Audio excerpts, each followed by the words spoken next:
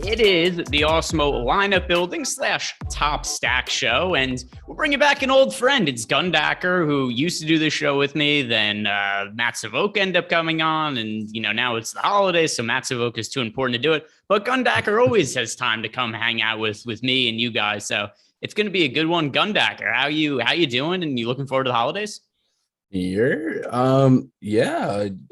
I'm a big NBA on Christmas fan, and I know tomorrow's slate's looking a little health and safety protocoled, but hey, man, it's been a fun ride. So I'm digging that. I'm also I'm digging the NFL because the NFL getting hit with health and safety protocols really bailing me out in season long because I finished 4th seed in everything, and I'm just waiver wiring my way to success.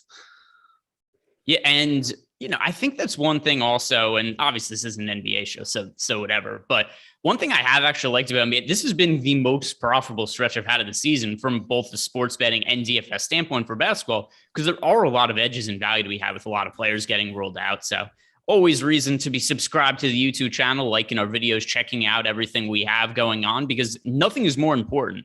And sometimes I kind of say this, tongue in cheek about the NBA. It's very true as of right now. Nothing is more important than being up to date on all the news and all the information we have to give out. For this show, the Top Stack Show, it is sponsored by Jock Market. If you guys are new or unfamiliar to Jock Market, head on over to the site, download their app, use the promo code Awesemo when you're making a first deposit, and you get up to a $50 bonus on your first deposit. Also, when it's your first slate playing over at Jock Market, they will refund any of your losses for NFL or NBA up to $100. So you get $50 bonus when you first sign up, and you get basically what's $100 risk-free in free play money. So let's get into some of these top stacks now. And I wrote some of these down, ones that I really thought stood out for this particular week. First off, starting on DK, we've got the Chargers. And the Chargers are a pretty interesting case because Austin Eckler has been a primary weapon for them in the passing game, even as a running back. But it appears he's not going to be playing this week. He's in the health and safety protocols. And while it seemed unsure if he was going to be ready to play or not this weekend, he was doing his own fantasy football podcast and he was telling people to pick up Justin Jackson, which is a pretty good indicator that Austin Eckler is not going to be available this weekend. So as we get into building some of these stacks, how do you feel about Justin Jackson as a value play this weekend? And are you good with including him in stacks with Justin Herbert? Yeah, he's so cheap enough that a catch and shoot would probably pay off that price tag pretty quickly. I assume he's going to be attached to some ownership, and there's still the Josh Kelly vulture that could hang in the rafters there. But the fact that Eckler kind of co-signed a Jackson pickup made me feel great because I also tailed that. And at 4,200 on DraftKings, yeah, Jackson doesn't need a whole lot to take the top off and take the pressure off of your lineup. All right, so let's start looking at some of these stack rules now. So, Mike, pull up Fantasy Cruncher, and we're going to start making some Charger stacks for DraftKings. And so I'm going to make sure we have Justin Herbert locked in here, and then we go make some of these rules here. You said that you're okay with us including Justin Jackson in stacks with him. So do you want to make single stacks or double stacks? If we're including Justin Jackson, it seems like maybe double stacks would be the way to go. Absolutely double stack if Jackson's in the mix. Okay, so Mike, do QB with at least two players of quarterback, wide receiver, tight end from the same team. And then on the other side of the game, we have the Chargers playing against the Houston Texans. Now, a lot of times when I've been stacking teams against the Texans lately, I've been using Brandon Cooks as a run back option. Here's the issue. Brandon Cooks himself is in health and safety protocols. And at least the last information we had on him is that we don't know if he's going to play or not, because he could potentially test out. As of now, that seems up in the air. Considering that Brandon Cooks isn't likely to play, or at least his status is up in the air, do you want to force back Texans run backs here? No. I don't think I do. I think that is a reasonable enough way to view this crappy team, or else we're going to be looking at, whatever bottom of the barrel wide receivers come up. So I know some of these players are going to be in the projections right now, and things are so subject to change as it comes to doing any kind of DFS content a couple of days in advance. I know you and I were talking about the shelf life of DFS content on Twitter the other day. It's difficult to be totally 100% accurate at a time, but let's go with this. We're going to go stack Justin Herbert with at least two running backs, wide receiver, tight ends from the same team. Then we'll set the randomness, Mike, to 30%. I didn't see if you did that or not yet. It's done. Cool. Perfect. All right. So let's run these lineups and see what pops up. Gundacker, who do you think is ultimately going to be the players that we get the most frequent in lineups with Justin Herbert? I mean, I would hope correlation-wise, it's Keenan Allen. I could see his price maybe pushing a little bit more of Mike Williams in our mix here, but maybe Justin Jackson will help us out and kind of balance the seesaw to have Allen Jackson. Isn't it a country singer? Yeah. Country music is not my wheelhouse. Could be. Yeah. You could, I mean, to me, everything kind of sounds like a country music song. You take any kind of generic white guy American name and hey, it's a country music star. So one thing I'm going to guess, I think we're going to get to a lot of Justin Jackson. He's such a good value play at this point that I think he's going to end up in a lot of the Chargers stacks. Then I think the pass catchers are going to kind of be spread out. I think we're going to be getting to some Mike Williams. I think we're going to be getting to some of Jared Cook. I think there's going to be some Keenan Allen. Justin Jackson, I'm pretty confident it's going to be in a lot, but I'm not sure who else is going to be. So Mike, show us the results of that crunch. All right, let's see what we got here. Jared Cook. Wow, Jared Cook popping up in a lot of these, not a little amount of these lineups, a lot of them. Justin Jackson still showing up in a lot. Click on the wide receivers tab for me for a sec. So wide receivers, we're actually getting to Mike Williams here more than Keenan Allen. Keenan Allen actually, he's popping up a little bit, 16%, but it looks like primarily, but not even by force, just because it's the way it worked out. We're actually getting to a lot of triple stacks here with the Chargers, where we're getting to some lineups that have Jared Cook, that have Justin Jackson, and have Mike Williams or Keenan Allen. Is that at all problematic for you? 100%. Jared Cook is definitely problematic. I guess his projection is going to look all right with Parham maybe still banged up, but I think for the sake of the crunch, I'd probably do the raise Keenan Allen projections in groups that have Herbert. I think I want to kind of raise the ceiling a little bit more, but yeah, I would come down on Jared Cook a little bit more, and then otherwise, I don't mind Mike Williams, right? Yeah, and I mean, Mike Williams, I think I'd want to have the ownership a little closer between Mike Williams and Keenan Allen. I think Keenan Allen, a little more security there. Mike Williams, maybe a little bit more upside, super boomer bust option. As for Jared Cook, he's one of my favorite tight end plays on the slate. You mentioned it with Donald Parham, assuming he's not going to play this week after the concussion he suffered last week, where he was just out cold on the field, and Chris Collinsworth had no clue what was going on. Like, oh, look, his hands are shaking. Is he cold? Like, no. He is convulsing, my friend.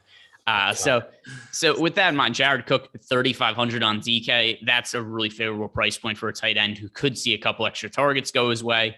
I'm kind of curious, Mike, if you don't mind pulling that back up. I just want to see what some of the other players are that are popping up a lot in these builds. All right, so just click on running backs for a second.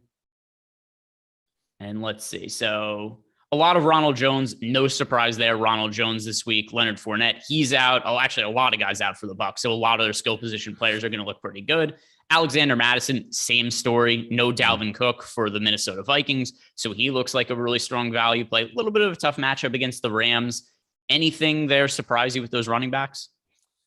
Now the top four probably look pretty consistent to what I had expected to be this far out on Friday. And yeah, like we said, the health and safety protocols is creating just salary free games right now. And yeah, those are four that are in great spots.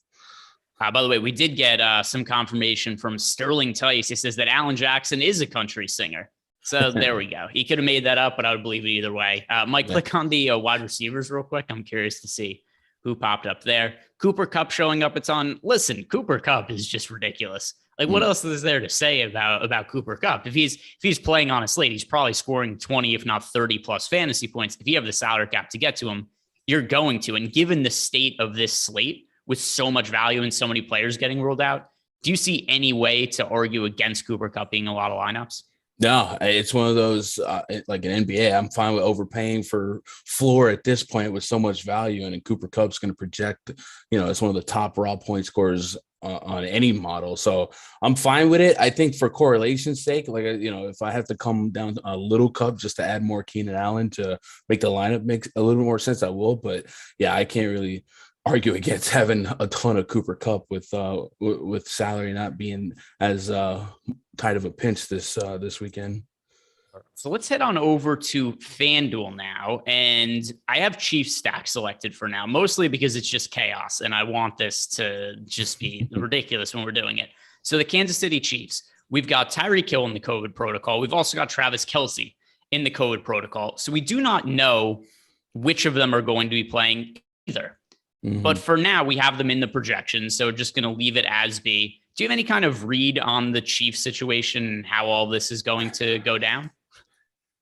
I mean, I saw that maybe Clyde Edwards-Helaire might be more involved just to kind of, lower the stress here. But Pittsburgh is like one of the spots I really don't love grabbing running backs again. So I'm just hoping, they unleash some Pringle into my lineups and I kind of walk away. But no, it is going to be really hard to call pre-flop, I think, without some coach speak to steer me in the right direction.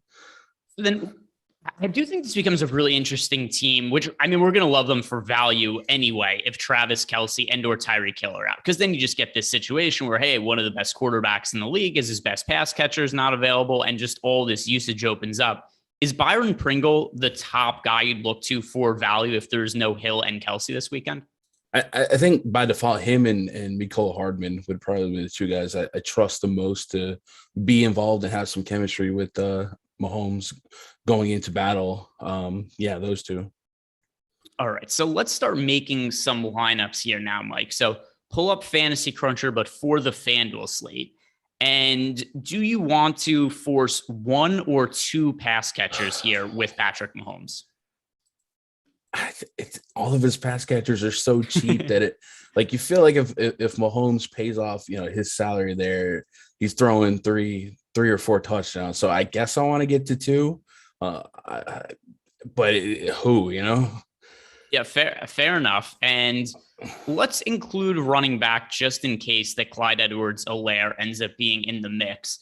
And then something else I want to also let's do a one run back option from Pittsburgh, and it can be a running back as well. Leave running back because Najee Harris might as well be a running back for some of these situations. Might as well be a pass catcher for some of these situations. We've seen him get upwards of, what did he have that one game? 21 targets or something absurd. Remember that, like, week 3, he got targeted a million times. So if they're down, we could see a lot of passing work from Najee Harris. But one other thing I want to do, Mike, go to Fantasy Cruncher and just remove Tyreek Hill and Travis Kelce from the player pool. Take them out, because I'm curious to see which pass catchers we end up getting in these cheap stacks if neither of them are involved. Because, like we said, pretty good chance, or at least somewhat of a chance, that both don't end up playing this weekend. So I want to see, if we lock in Patrick Mahomes, we force two pass catchers with him, just who we end up getting to. I think it's going to be probably a lot of Clyde Edwards-Helaire here. I also think that we're going to get to Byron Pringle, Mecole Hardman, but it's certainly going to be a little bit of a crapshoot here. But that's one of the reasons I included. I want to see what happens. Who do you think is going to be the most stacked player with Patrick Mahomes now that we've taken Tyreek Hill and Travis Kelce out of the mix? Pringle or Hardman? I guess I could see CEH in there if we left RB in the mix. All right, so let's see. If you were in the lineups, Mike, show us the results, and we'll see what has popped up for us here. So no shocking, no shocking, no surprise. A lot of Clyde Edwards-Helaire, Byron Pringle popping up a ton. We see Darrell Williams a little bit too. I actually don't really mind Darrell Williams. I wouldn't want to have lineups that have Darrell Williams and Clyde Edwards-Helaire both in them.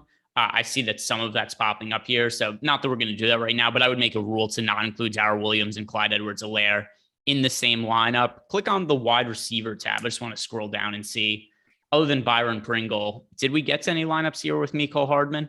Keep in mind also the projections right now are assuming that Kelce and Hill are in. So that's certainly going to be a pretty big projection upgrade to Pringle and Hardman if there ends up being no Hill and Kelce in there. But yeah, it looks like Byron Pringle is probably going to be the number one target here, and price at $5,200 on FanDuel, certainly reasonable. And at running back, like we said before, don't mind pairing Patrick Mahomes with either Darrell Williams or Clyde Edwards-Helaire, both capable pass catchers.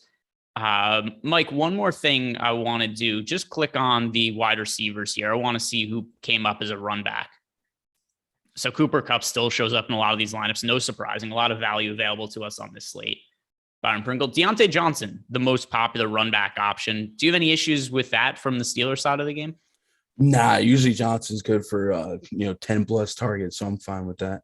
Yeah, actually, if you look at the targets for Deontay Johnson, last week was a super wonky game against the Tennessee Titans where both teams just kind of sucked. Before that game, though, targets for Deontay Johnson, 10, 11, 14, 13, 13. He's been an absolute target monster. I really do love him as a run back. $7,400 on FanDuel does feel like a little bit too cheap of a price point, so he's going to be one of the guys that I'm going to be looking to get to the most. Click on just one final thing, Mike. Click on tight ends. because I'm curious to see what tight ends we're getting to this week if there's no Travis Kelce in the picture. Gronk a lot, Pitts, no surprises there. Gronk is somebody who I really think makes a ton of sense, especially when you look at the Buccaneers. No Chris Godwin, Mike Evans likely out. Do you think Gronk is one of the better overall tight end plays on this slate? Yeah, actually, Evans got ruled out right as we were going live. So, yeah, Brady leaning on some of his guys he has chemistry with. He don't have much more chemistry than anybody else than Rob Gronkowski. So I think he's definitely somebody that's going to be someone that Brady looks at a ton. Yeah, I am. I'm fairly sure that there's some extra supplements going into Rob Gronkowski's body. I mean, you just look at the guy. Used to be gigantic, loses like 50 pounds immediately. He's like skinny, and he doesn't play. And then he comes back, and we get skinny Gronk. It's no good. This year we got big Gronk back, and he's good to go. I like bigger Gronk better than skinny Gronk. For the next stack, it's going to be DraftKings again, but Mike, head on over to Odd Shopper, because this is something which I can't remember if I did this last when we were doing this together, not Gundacker, but here's a new way we're going to build the final stack on the show. As we go over to Odd Shopper and we just look at what props look favorable for some of the quarterbacks. And then based on that, we'll go ahead and build a stack around one of those QBs. So Mike, pull up Odd Shopper and just look at the NFL bets and see which ones have the best ROI. So you guys can see shop NFL bets. You can see some of our projections there. Najee Harris, for example, we have right here, the under for his receiving yards looks like a good bet, but try to find some of the quarterbacks. Scroll down and see which QBs pop up as having favorable passing yard props so we can build some lineups around. All right, so scroll down. Wentz isn't on the slate. Scroll down. Matthew Stafford. All right, so Matthew Stafford, you can see sportsbooks have his passing yard total at 281.5 passing yards. We have Matthew Stafford projected for 317.9 passing yards. So you see there we have that bet winning 70% of the time. The expected ROI is 27%. So I would just look at that and be like, maybe we're a little higher on Matthew Stafford and the Rams passing games than just DFS sites or sportsbooks would be in general. And maybe that's something that would be worth taking some looks at for the Rams and making some stacks there. Also, using Odd Shopper, you can see probably a pretty favorable bet there if you have it available to you to bet the over on the passing yards for Matthew Stafford. But let's make some Stafford stacks, and this is going to come as no surprise. Even without us running lineups, Cooper Kupp is going to be up in a lot of them. Mm-hmm. Who do you think is going to be a secondary stack option that pops up pretty commonly with Stafford? We'll do the same thing. We'll do two pass catchers with him. Being that like Cook is projected so well and Gronk might move up there, I probably expect a coin flip between Van Jefferson and Odell. Okay, and then do we want to do a run back here? We've got the Rams playing against the Minnesota Vikings, a team that could potentially have to throw the ball a ton to keep up here. Obviously, Justin Jefferson's on the other side. We've got Alexander Madison. So we want to stack Stafford with at least one player from the Vikings on the other side? I do very much like Jefferson in almost any matchup. This one's going to be a little tougher. I don't know if I want to force it, but I definitely don't want 0%. It's past Jefferson, though. It gets a little wonky. So maybe I don't force it, but I probably want a little kiss of Jefferson here and there. Okay, so for now, whatever. For the sake of this, include running backs, though, Mike.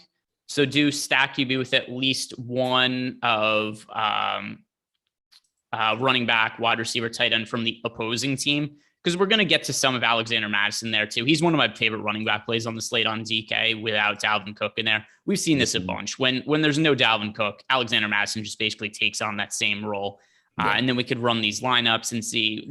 Cooper Kupp's going to be in almost all of these. I'm very certain of that. Yeah. I'm just not really sure who the secondary pass catching option is. Maybe it could be Tyler Higbee. Odell Beckham's a possibility, like you said, Van Jefferson. But run the lineups, Mike, and then we'll see who ends up popping up. Oh, they're ready? All right. Reveal the results then. Reveal. Yeah, Higbee. Cooper Kupp. Tyler Higbee's still popping up a ton. So Tyler Higbee's had a really weird situation where he was on the COVID list. He gets taken off the COVID list for a false positive. Then he gets actual COVID, goes back on the COVID list, but now he's tested himself out of the COVID protocol. So Tyler Higbee, only 3,800 on DK, does appear set to play this week. He is a pretty good value play at the tight end position. Maybe not my favorite overall tight end, but certainly one of my favorite ones.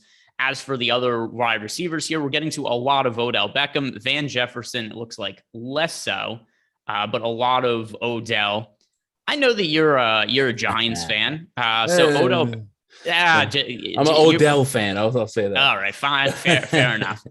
What do you make of what he's done so far with the Rams? We've seen some more upside, certainly, than what he had with the Browns. Yeah, I'm a believer in Odell. I thought the Wasps locker room cancer narrative was such hoopla that I was anti that, but I love Odell being what he is here. He ain't got to be the best guy on the team. Let Cooper Kupp do his thing and just let Odell be on the side, run his routes and spread the offense a little bit. And then let's just see, just to put a bow on this, who are some of the other players that are popping up in these Rams stacks? I really do like stacking the Rams today. No surprise, a lot of cheap running backs: James Robinson, Ronald Jones, Justin Jackson. Robinson, same situation he was in last week. We've got the Jaguars, a lot of guys out, and at least it seems like James Robinson is going to be more of a workhorse for them. Last week, we saw from James Robinson, also first game without Urban Meyer, 18 carries, was also targeted 6 times in the passing game. Looks like he's going to play a massive role for them down the stretch of the season. Other running backs here. Also, by the way, as a run back, we're getting to a lot of Alexander Madison in these lineups. Not really surprising. Wide receiver, let's see what pops up there.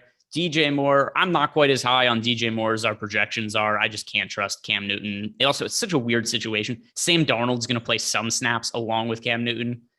You know, what the hell's up with that? Who sees a time split at quarterback? Does that impact how you view somebody like DJ Moore, as good as he is?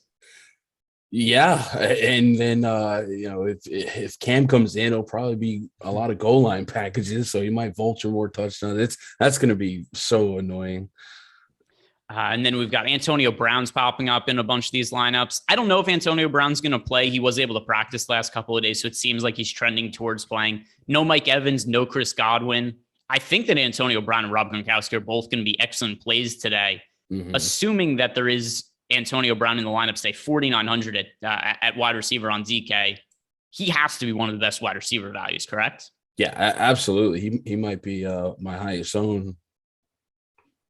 And then let's see what else we get. Nothing else is really popping up, crazy meaningfully. There's some Jamison Crowder in there, but he hasn't been practicing, so who knows if he ultimately ends up playing or not. Anything else you want to add here? Anything that surprised you about stuff that's come up in these lineups? No, it seems pretty par for the course from this far out, but I think today, right now, we're seeing news come out. We'll be able to tighten the screws a little bit more over the weekend, but like I said, it's going to be almost a salary cap free weekend of lineups, man. You mentioned AB, the most expensive quarterbacks handcuffs could be under 4K. It's going to be a really weird week for lineup construction.